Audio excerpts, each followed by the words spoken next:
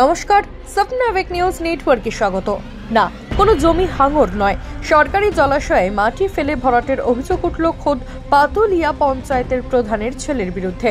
বিষয়টি প্রকাশ্যে আসতেই প্রতিবাদে সরব হলেন ওই জলাশয়ে চাষ করা মাছ ব্যবসায়ী।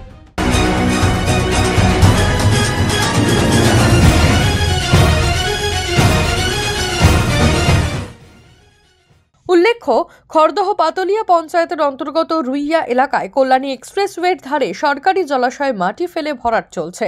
আর এই অভিযোগ উঠল খোদ পাতুলিয়া পঞ্চায়েতের প্রধান তপতি দাসের ছেলে অতনু ওরফে ছোটন দাসের বিরুদ্ধে।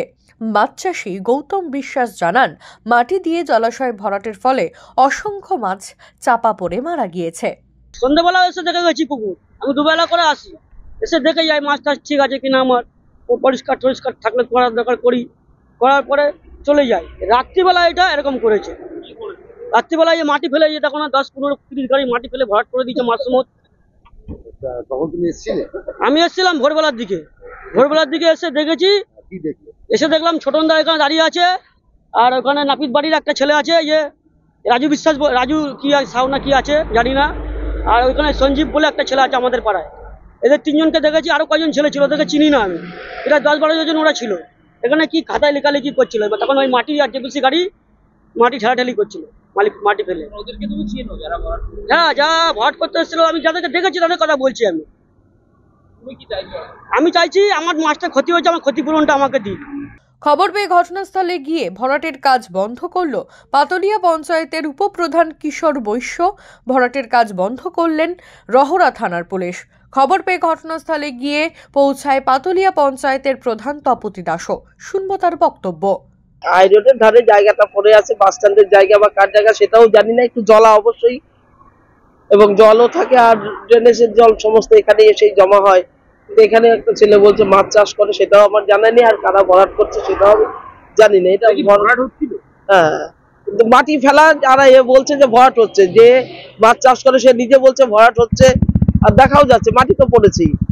আপনি কি পদক্ষেপ দেখছি এই যে কার কোনো মালিকানা আছে কিনা, বা কে ভরাট করাচ্ছে, কি কারণে ভরাট করাচ্ছে।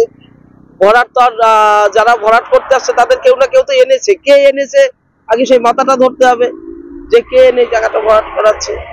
যার বিরুদ্ধে অভিযোগ উঠছে, অর্থাৎ তপতি দাসের ছেলে ছোটন দাসের সঙ্গে যোগাযোগ করা হলে গোটা ঘটনাটি অস্বীকার করেছেন তিনি। উদ্দেশ্য প্রণোদিত ভাবে কে বা কারা করাচ্ছে, আমি তো নিজে স্পটে গিয়ে যারা জেসিবি চালাচ্ছিল আমি তাদের ভাগিয়েছি।